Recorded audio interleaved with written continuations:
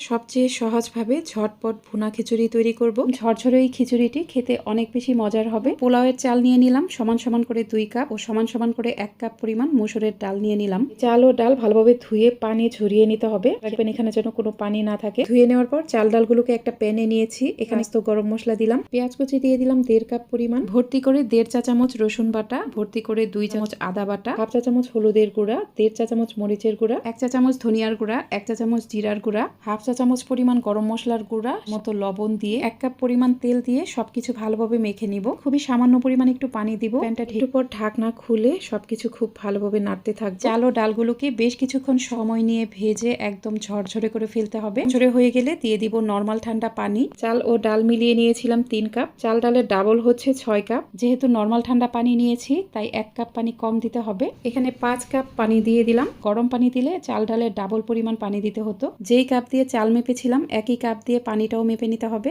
এখন লবণ চেক করে নিতে হবে। যদি পানিটা একটু নোনতা নোনতা লাগছে তাহলে বুঝবেন লবণ ঠিক আছে। ঢেকে দিলাম। ভালোভাবে বলক চলে আসার পর সবকিছু নেড়ে মিশিয়ে চুলার মিডিয়ামের থেকেও সামান্য কম আছে ঢেকে রাখবো 4 মিনিটের মতো। 4 মিনিট পর কয়েকটি আস্ত কাঁচামরিচ দিয়ে সবকিছু ভালোভাবে মিশিয়ে চুলায় কম আছে ঢেকে রাখবো আবারও প্রায় 4 মিনিটের মতো। 4 মিনিট পর খিচুড়িটা একদমই হয়ে গেছে।